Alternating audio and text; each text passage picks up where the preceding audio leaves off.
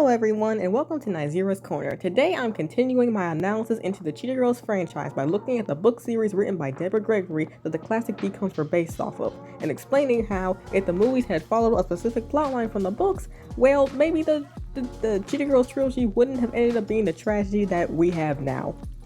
So, I'm gonna just be real with y'all, these books are absolutely awful, but I kinda love them. Now, what do I mean by that? Well, the writing is insultingly bad. The characters are all annoying, whiny, bratty as hell, and they're also very poorly written. The story is all over the place. This did not need to be a 16-part series. Now, this book series did have some very interesting ideas, but almost none of them were executed properly. And before y'all get on me for harping on kids' books, first of all, I am an avid stan of the corny-ass kids' movies these books were based off of, so I can handle a little cheese. But these books legit give me brain damage because the writing was atrocious and the characters were impossible to read, were impossible to deal with because they're just so annoying. I feel like if I read these books when I was a kid, I would like them more, but I read them when I was like in my late teens, so though like I said before, I do love them, but it's really hard to get through all that cheesiness and all that bad writing. Okay, so let me give y'all a quick rundown of what these books are about. Okay, so the first book is about Galleria and Chanel starting high school and adding Aqua, Dorinda, and Aqua's twin sister Angie into the Cheetah Girls.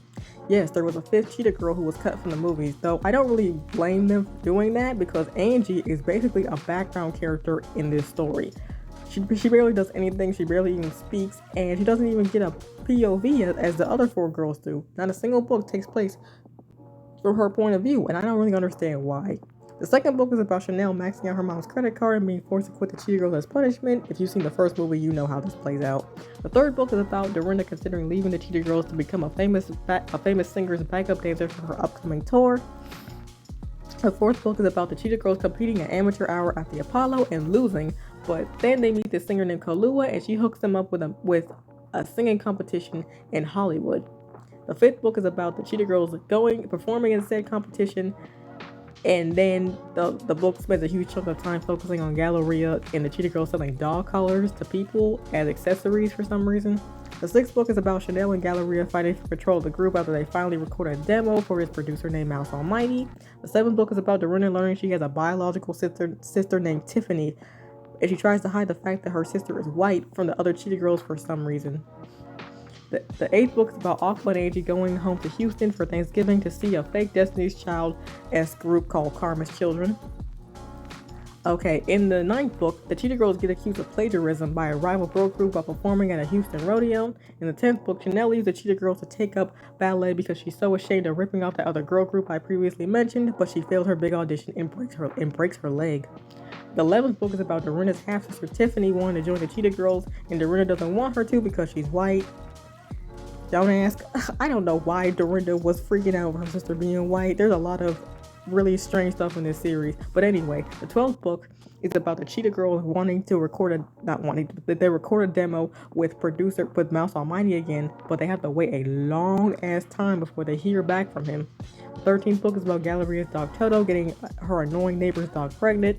The 14th book is about Chanel developing an eating disorder after failing her big ballet audition. The 15th book is about Dorinda's foster brother almost getting taken away by his real mother. And the 16th and final book is about the Cheetah Girls finally hearing back from Mouse and getting a record deal. Or so we're led to believe, because this series ends on a goddamn cliffhanger. Now, the reason why I simplify the synopses of the book so much is because the plot meanders and drags for a long time, especially after the 6th book, where they audition for Mouse Almighty. They spend the other 10 books waiting for him to call them back and competing in a bunch of other pointless competitions until they finally get a record deal in the last book. The series is actually just 90% filler, basically. That's why it has 16 installments when it could have just been condensed into like 7 books. Now, in my opinion, these movies could have been fixed if the movies had followed that plot line from the 4th book about the Cheetah Girls meeting Kahlua and her hooking them up with that competition in Hollywood. Let me explain. The movies stupidly made Jackal the owner of Def Duck Records, when in the books, he worked at a label called Hyena Records. While Kahlua and Mouse, they worked at Def Duck. It would make more sense if in the first movie, Jackal was the head of Hyena Records, then in the sequels, the Cheetah Girls meet Kahlua. She hooks him up with that competition in Hollywood instead of them going to Spain. Then they sing Amigas Cheetahs, they win, and their prize is a meeting with Mouse. Now in the third movie, they record their demo with Mouse, have to wait a long ass time for him to call them back. Then when he finally calls them back, they've been accepted. They get signed to Def Duck, and now that they finally have a record deal, they get to record their first album, and it becomes an international success. However, adjusting to the life of a celebrity isn't easy, especially when the Cheetah Girls are still finishing up high school. They've now gotten crazy schedules and an overall loss of privacy. But in the end, with all the trials and tribulations that they faced, it all pays off because the last movie ends with them finally grabbing a Grammy for their first album. Y'all really do not know what I would give to see my vision for the Cheetah Girls brought to life. But even if the movies didn't follow that little fantasy plot that I just made up, the Cheetah Girls still deserve to have in-universe success. These movies, they really, when you actually think about it, the movies are just three different stories that don't actually add up to anything. It's more than them just than the Cheetah Girls not reaching success. The last two movies don't have conclusions at all. And that in and of itself, from a filmmaking standpoint, is a huge issue. With as much source material that there is from these books, the Cheetah Girls honestly would have been better as a TV show rather than a movie, because then we could have seen the Cheetah Girls actually get a better ending. Like each season could have been based off of a certain book, and there's a lot of filler in these books, so the source material is endless.